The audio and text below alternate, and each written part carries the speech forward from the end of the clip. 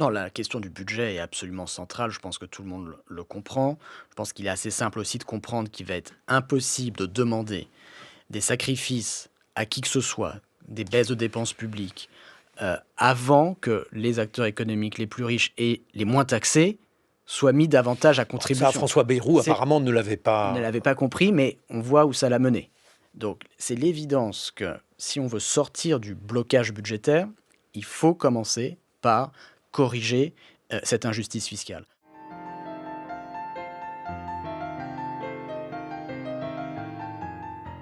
Gabriel Zucman, bonjour. Bonjour. Dès hier, vous êtes adressé à ce nouveau Premier ministre, Sébastien Lecornu, et vous lui avez dit la chose suivante. Bonsoir, Monsieur le Premier ministre. Le temps est venu d'imposer les milliardaires pour redresser dans la durée les finances publiques et faire avancer la justice sociale. Alors, le suspense est à son comble.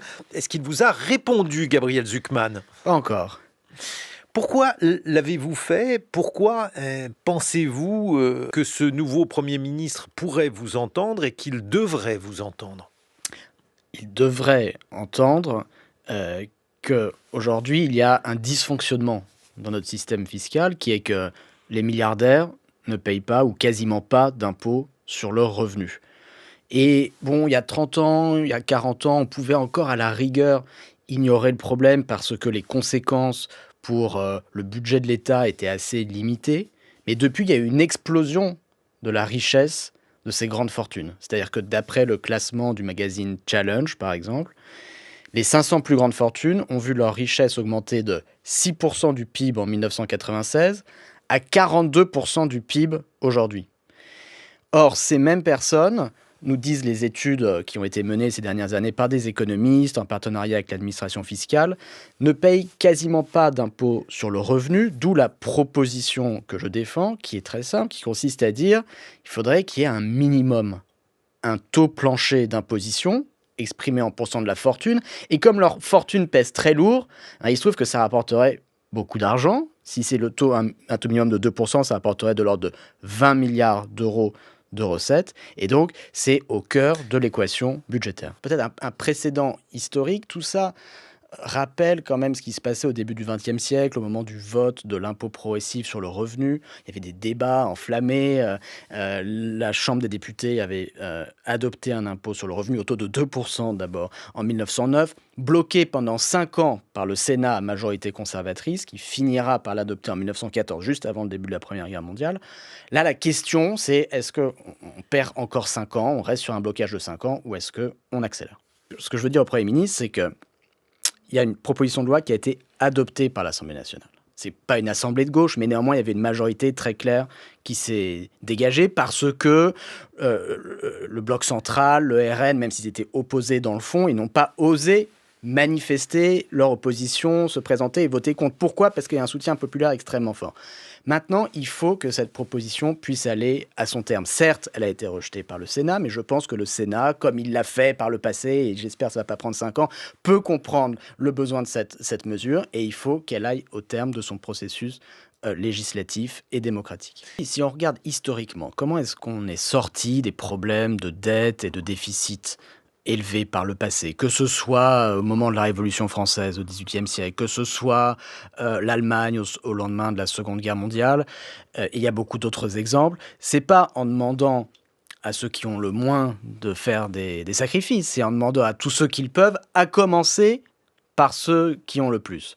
Donc, l'attitude qui consiste à dire, et qui a été l'attitude du pouvoir exécutif, nous ferons tout ce qui est possible et envisageable, des baisses de remboursement de médicaments, suppression de jours fériés, etc., avant de demander quoi que ce soit aux milliardaires, c'est précisément l'inverse de ce qui a toujours été fait historiquement pour débloquer les situations budgétaires qu'on connaît aujourd'hui. Et c'est ça qui est au cœur, en fait, du blocage. Donc il faut, si on veut sortir du blocage actuel, adopter la démarche précisément inverse. J'ai un très mauvais argument, mais je vais quand même l'invoquer devant vous, Gabriel Zucman. C'est pourtant le mouvement mondial.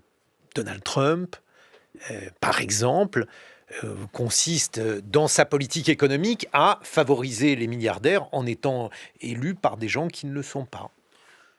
Sauf que, en réalité, quand vous regardez l'évolution du débat aux États-Unis, ces propositions sont maintenant au cœur, de la discussion. Alors certes, Donald Trump a gagné l'élection présidentielle, mais il ne va pas Pendant rester au 4 ans, elles pouvoir ne passeront pas, éternellement sauf, bon, il y a les midterms, mais non, mais juste comment dire? En 2020, vous avez Bernie Sanders, Elizabeth Warren qui font campagne sur des impôts sur la fortune nettement plus corsés que ce dont mmh, on parle aujourd'hui.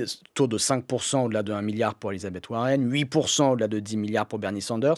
Mais plus intéressant, Joe Biden, une fois qui a fait campagne contre ces propositions, une fois élu, a mis dans son propre budget une proposition encore plus ambitieuse qui consistait à créer un impôt minimum de 25% sur le revenu, y compris toutes les plus-values latentes, à prendre 25% du stock de patrimoine en année 1 des milliardaires américains. Bon, bref, on voit que le débat, en réalité, monte dans tous les pays. Le G20, le Brésil l'a mis à l'agenda du G20 l'année dernière.